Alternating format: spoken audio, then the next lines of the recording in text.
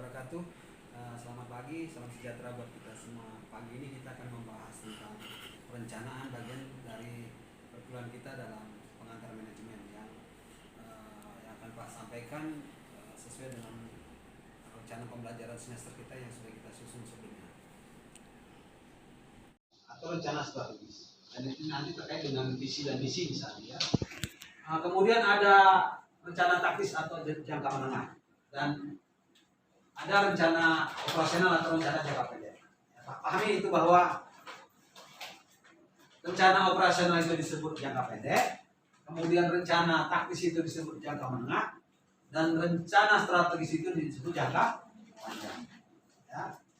Misalnya dalam jangka pendek kalian harus menyelesaikan mata kuliah pengantar manajemen ini dapat nilai A. Ya, gitu ya. Jangka pendeknya begitu. Jangka panjangnya semua mata kuliah yang terkait dengan pencapaian tujuan Anda harus selesaikan. Ya, nah jangka panjang atau strategisnya Anda akan mendapatkan nilai yang baik ketika nanti selesai kuliah. Nah itu lihatlah bagaimana sebuah rencana jangka pendek, jangka panjang, dan jangka menengah memberi peran yang nyata di sini. Ya. Kemudian berdasarkan penjelasan ada rencana spesifik dan rencana direktif.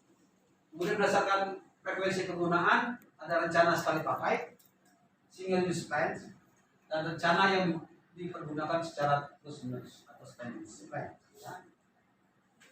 Nah, lihat ini hubungan rencana dengan tujuan. Balik lagi ke asal tadi bagaimana konsep dasar rencana ya. Bahwa hubungan antara rencana dan tujuan itu bisa dilihat bagaimana pencapaian akhir itu adalah tujuan organisasi. Pencapaian akhir adalah tujuan organisasi. Kalau dia mengharapkan laba, maka dia pencapaian laba.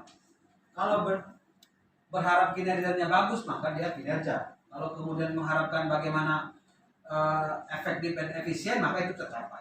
Ya. Nah itu tujuan organisasi. Maka muncullah di situ rencana-rencana yang dirancang. Bagaimana rencana strategis, rencana taktis, menjadi rencana operasional. Nah dimulai dari rencana jangka pendek, benar ya?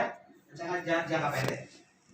Ya seperti Pak bilang tadi, urutannya seperti itu, rencana jangka pendek atau disebut rencana operasional. Ya rencana jangka pendek, maka disebut tujuan operasional.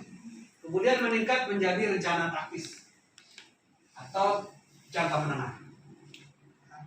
Jadi rencana operasional untuk jangka pendek, ya, rencana taktis untuk jangka menengah, rencana strategis untuk jangka panjang. Tapi ujung yang diharapkan dari rencana operasional, rencana taktis dan rencana strategis itu adalah tujuan yang ingin dicapai dari sebuah organisasi. Paham ya? Jadi rencana itu disusun berdasarkan aturan yang sudah direncanakan memang seperti ini. Ya, rencana jangka pendek, jangka menengah, dan jangka panjang. Sehingga tujuan yang diharapkan dari proses itu berjalan dengan baik dan lancar. Nah, ada dua pendekatan yang bisa dilakukan dalam proses perencanaan. Pertama adalah pendekatan tradisional. Ya. Pendekatan tradisional ini mungkin kalian bisa lihat dari apa yang dilakukan oleh orang-orang di luar sana dalam proses perencanaan biasa ya. Tapi kalau kemudian dia lebih luas untuk mencapainya, maka ada disebut pendekatan manajemen berdasarkan sasaran atau tujuan, manajemen by objectives. Nah ini bagaimana pendekatan tradisional bisa berperan dalam penetapan tujuan. Misalnya ada di sini di level paling bawah itu tujuan individual. Dan tujuan individual itu terkait dengan orang-orang yang ada dalam perusahaan atau mereka yang bekerja di sini. Jadi misalnya dia bekerja dengan cepat, ya, memperbaiki kualitas. Ya.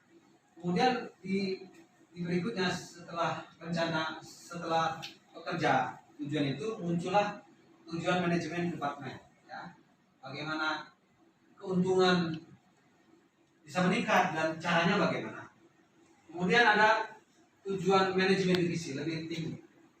Dia menginginkan bahwa peningkatan signifikan itu nyata dari divisi yang di bawah, dan di ujung, di puncak itu adalah keinginan dari manajemen puncak atau orang-orang yang punya peran, bisa berperan. Nah, itulah bagaimana terkait dengan yang Pak jelaskan tadi, hubungan dengan perencanaan yang sudah berjalan tadi ya.